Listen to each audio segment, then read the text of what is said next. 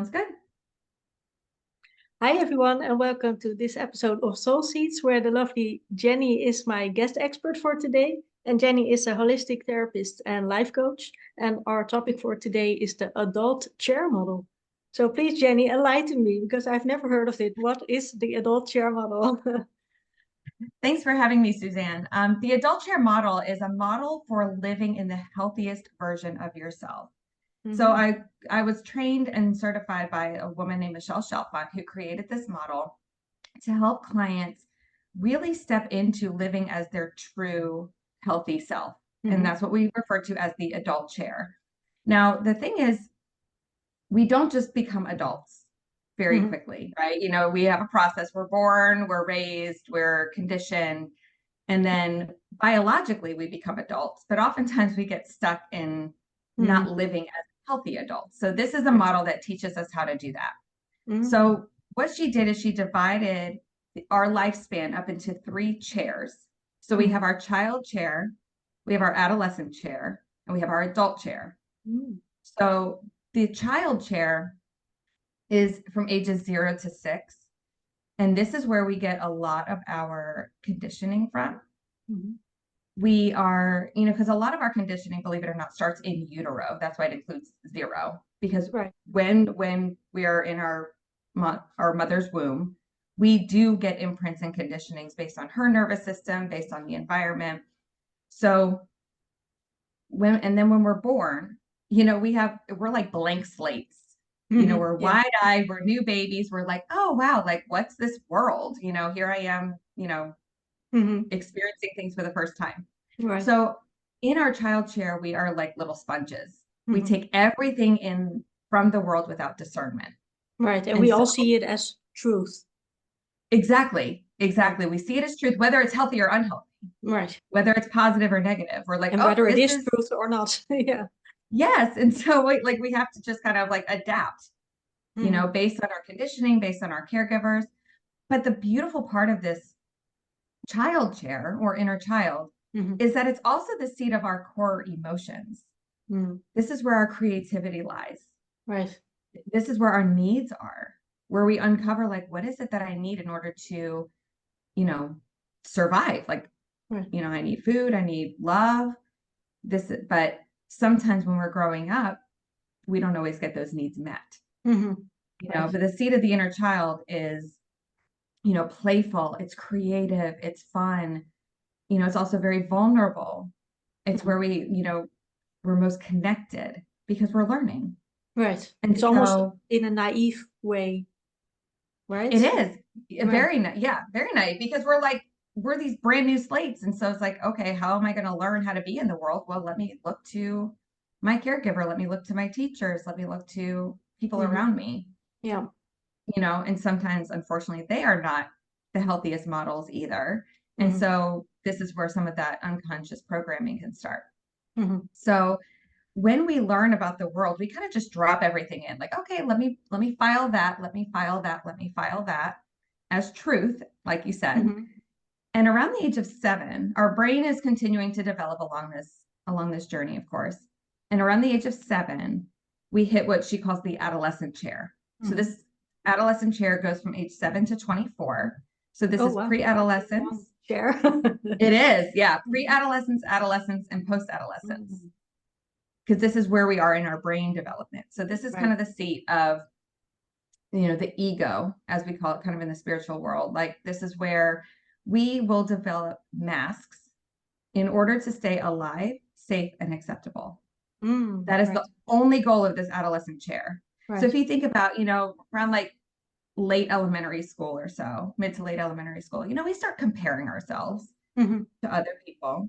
We might get some of those conditionings that we learned in childhood or in, you know, from our parents, like, oh, that need is not okay.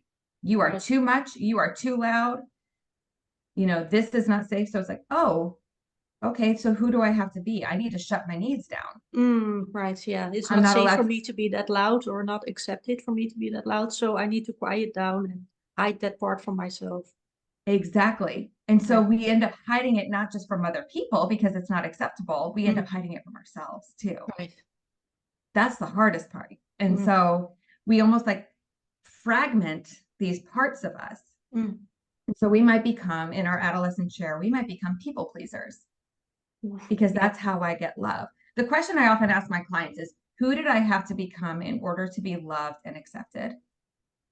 Yeah. And what did I have to change about myself to become loved? Yes, which therein lies the hard, painful truth. What part of me is unlovable to this person? Yeah. When really we're not unlovable. Right. But that's what our little child brain, like, we can't conceptualize. We can't make sense of this because it's too high level. And so we're like, well, I must just be unlovable. I might just be too much. I'm not safe. And so who do I have to become in order to be loved, accepted, safe, etc.? And then as adults, we continue that pattern, of course. Of course. And so, you know, and in our adolescent chair, we live in a lot of stories and assumptions. What are they thinking about? Oh, I assume that this is going to happen. We live with a lot of anxiety, depression. We live in the past and the future because we're trying to navigate the world and just stay afloat. Right. Yeah. And it's our survival mechanism. Exactly. And so, you know, this is where the state of addiction can be born too, because life feels too much. So let me drink it away. Let me drug it away. Sometimes people get addicted to work or busying themselves. They get addicted to relationships. They get addicted to food. What do I have to do to numb out these big feelings that I had in childhood that were not nurtured, that were not, I wasn't taught how to deal with them. Down by addictions. And then it comes out sideways. You know, it's like, wait, why did I do that? Our adolescent is also very impulsive, very reactive. We're like, you know, fight or flight mode. Yeah, our brain aren't fully grown even yet, right? No, and that's where it kind of stops at age 24 because our brain is still biologically developing during that whole time.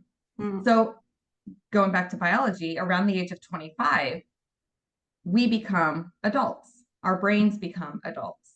And this is where, if we had healthy modeling growing up and didn't fall into kind of those unconscious patterns of the adolescent chair, that we can slide very seamlessly into our adult chair. And in the adult is where we live with presence. We live in fact and truth instead of the story and assumption. We're able to feel our emotions without getting totally like wrapped up in the whirlwind of them. We can witness, we can notice, we can pause. Does it also have to do with a regulated nervous system? Yes. Yes, because if you think when you're regulated, you're able to calm yourself down. We don't get triggered as much in the adult chair. It's not to say that we don't get triggered, you know, because we're humans and things are going to happen. And we have those programs that we might have to go back and heal. Right. But we don't stay there as long. We are able to notice. Extreme, maybe. Exactly. We're able to notice and witness our triggers and say, wow, okay, what is this showing up for me for? And then how can I respond from my adult, from that healthy self? Yeah, you can almost like explore your own trigger, like, whoa, what was that? What was that about? Where did that come from? Exactly. And then that's where kind of going in and looking back at our programming over time and our conditioning, what we were taught. And that's how we get to reparent ourselves.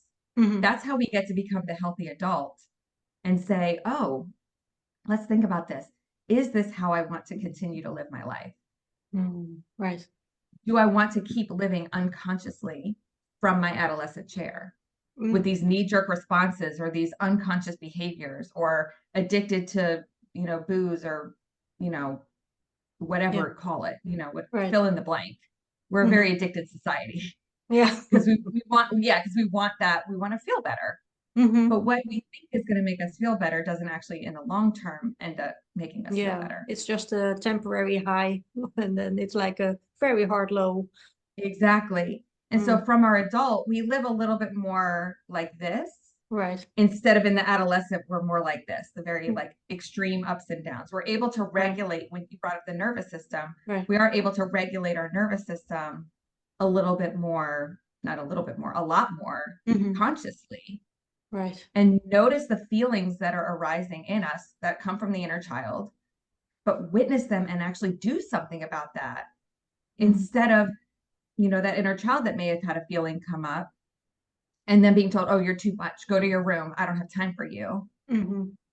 It's like we get to be the witness of our own experience and reparent ourselves and be that witness and say, okay, what feels loving to me in this moment?